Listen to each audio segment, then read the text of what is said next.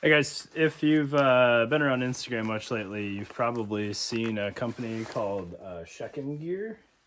That's their logo right there. They are a Chinese company, so don't hate me right off the bat for that.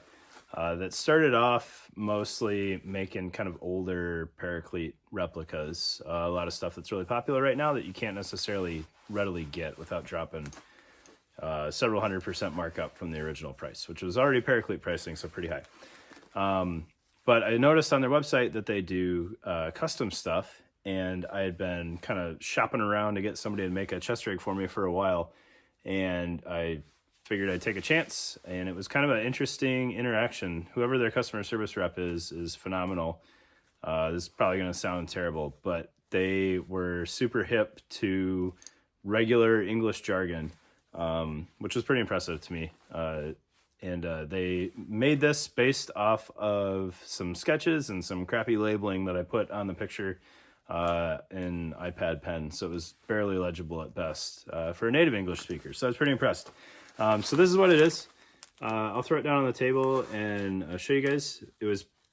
My intention was always to base this off of the AWS Strike Rig and to kind of slim it down a little bit. And then I got it and I loaded it up and I realized I had copied a Haley rig. So I'll go through kind of the thought process that led to this and how it's not a Haley copy, even though it is.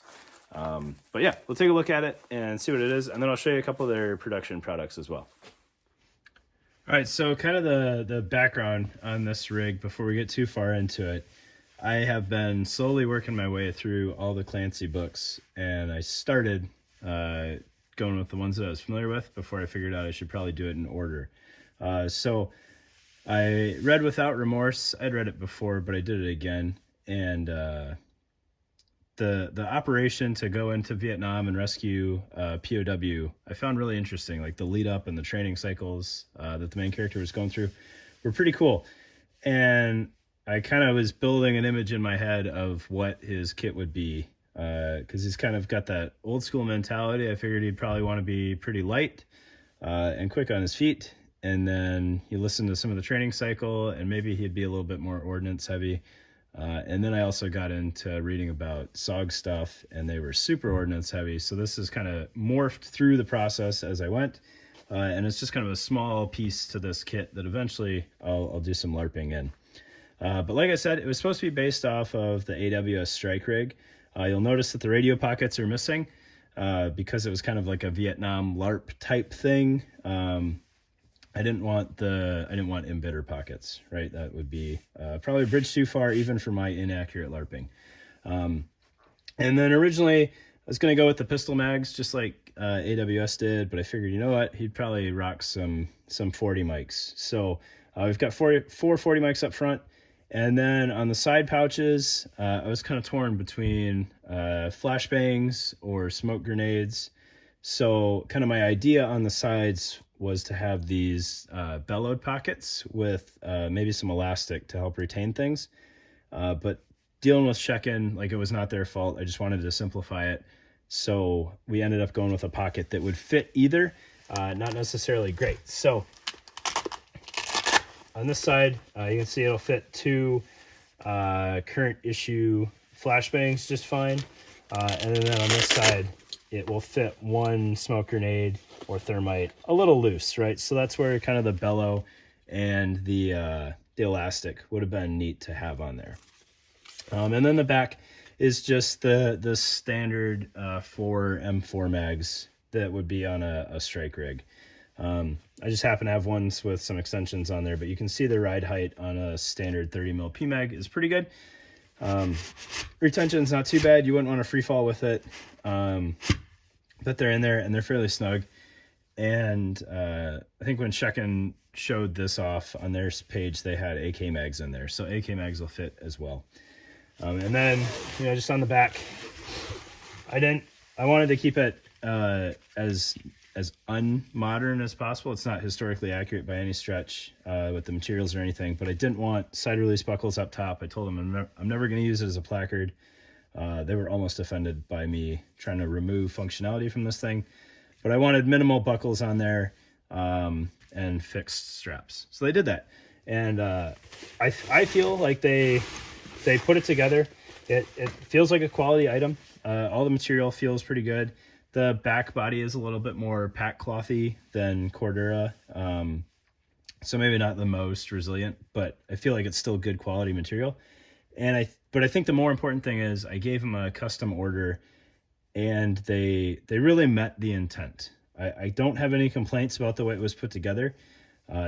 If I could have explained my pocket idea a little bit better, the side pockets would have been a little bit more functional, but they meet the intent just fine, and they kept it, as few modern features as possible, I think. So if I LARP it, I'll still ideally use Chi-Com, I think, as the true base rig, even though the inspiration was the strike rig. So Shekkin Customs, I think they did a really good job, and they're easy to work with if you don't have something crazy complicated. So if nobody else will make something for you, or you just want to give it a shot, hit them up. They were super easy to deal with. Okay. And then some of their production items here, I just got these to just kind of see what they were, mostly to get me to the free shipping threshold. So the old MSA Paraclete 50 cal pouch, I got one of those. I've never had a true MSA or a Paraclete 50 cal pouch, so I wanted to get one, kind of see what it was about. And I'll say, and then we got the triple banger pouch that a lot of the CAG reenactors are sewing onto their Cry turtle pack. So I just kind of wanted to see what it was about. I think it adds a unique functionality to that thing. So oddly enough, I feel like the multicam products from Shekkin are much higher quality than the sewer or smoke green stuff. And I think it was just the material that they had to use. So the multicam stuff all looks and feels like pretty legitimate multicam Cordura. I'm not a huge Chinese product person, so it's been a little while since I've had replica stuff, but it feels really well done. The stitching to me looks good enough and solid enough. And then they got the ribbons on there and the reinforced tuck tabs, so I think it's fairly true to the original product's form. But again, I haven't had the Paraclete triple banger either.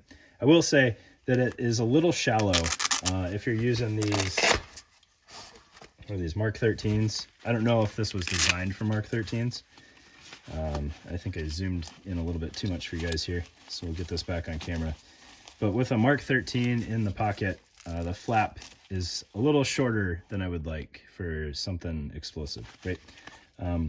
But that's also a pretty big flashbang. If you had a 9 banger, that would fit perfectly. So that is the triple banger. And then the 50 cal pouch, the material just doesn't feel as good. And I don't know if that was just they were limited on their choices. The quality of stitching and the craftsmanship, I think, is still fine. And I can't really speak to the functionality of the pouch, right? Because it's a copy. It's 5 columns wide on the back, which is unfortunate, but that's just the size of a 50 cal mag. But it is interesting if you're using this stuff a little bit more, if you're putting more stress on it. I don't know if their sewer green stuff is the way to go, but multicam feels solid, and the interaction with their custom shop was very solid and very reasonably priced. So thanks for your time, guys. Check out Shekkin.